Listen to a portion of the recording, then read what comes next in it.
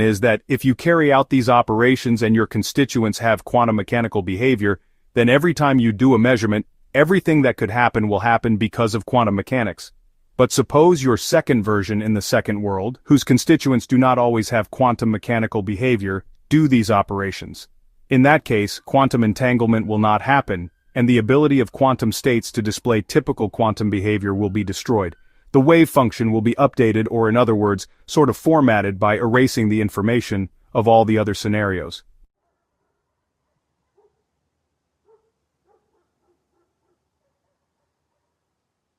So if we considered the two worlds interpretation, Elvis Presley would not be still alive in other universes, singing in one of them and studying physics in another one.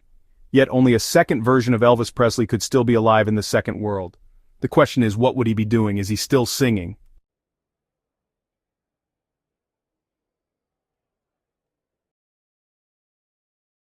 What would the second version be doing?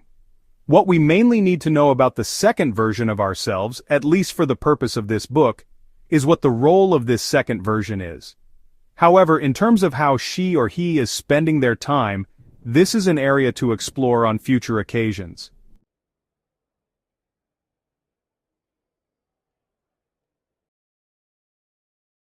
As explained earlier, we proposed that the second version is not within the space-time of our multiverse.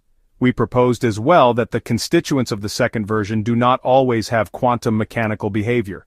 It seems that the main role of the second version is to observe the first version, not for surveillance purposes but to enable the first version to carry out her or his own observation and measurement without interference or control, as explained earlier. It's a sort of mandatory requirement to have a non-quantum mechanical observer to close a potential quantum mechanical endless loop of observers. This observer is proposed to be the second version of you in the two worlds interpretation.